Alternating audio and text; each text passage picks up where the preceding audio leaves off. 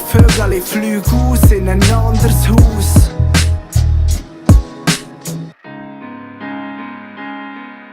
Ich wohne jetzt in einer Wege und bin weg von die Haus. So als hätte mich die Fernweh da in die Dreckswohnung dreite. Ohne Scheiß, ich kann im Dunkeln nicht einmal das WC finden. Wo ist der Lichtschalter da in meinem viel zu kleinen Wegezimmer?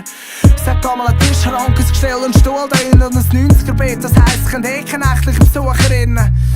Ich fluche im Stillen, blase in Trübsal. Verdammt, erfüllte Kühlschrank und wer putzt den Wohnbereich?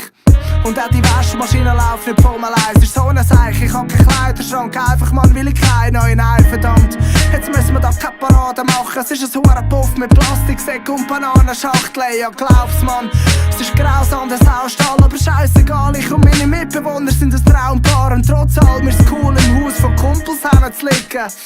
Nur, dass sie mich dafür Anfang des Monats zur Kasse bittet. Aber hey, es gehört dazu, oder?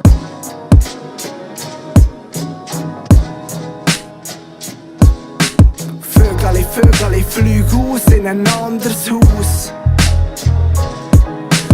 Vögel fliegen aus in ein anderes Haus.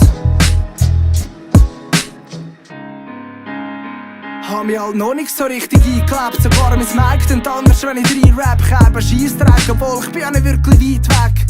Ich checke mir Mic kaum, warum ich ausgeflogen bin. Vielleicht will ich mich im Barbetrieb einfach ausgewogen austoben will. Doch du bist Hammer gsi.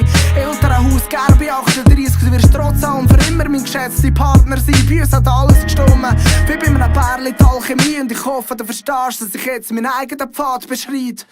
Und Abschiedstränen sagen Jeans human, obwohl Ausziehen gehört dazu. Auf dem Weg vom Kind zum Mann, es trifft einem diesen das und treibt einem weiter ab. Und plötzlich ist man weiss und alt, statt klein und zart. Ich nehme an, Ausziehen ist ein Teil vom Älterwerden. So wie AHV, schlechte Ohren und dann später sterben. Und falls du mich mal suchst in der jetzigen Gewöhnungsphase, ich bin nebendran in einem da, wo sich's eigentlich doch leben lässt.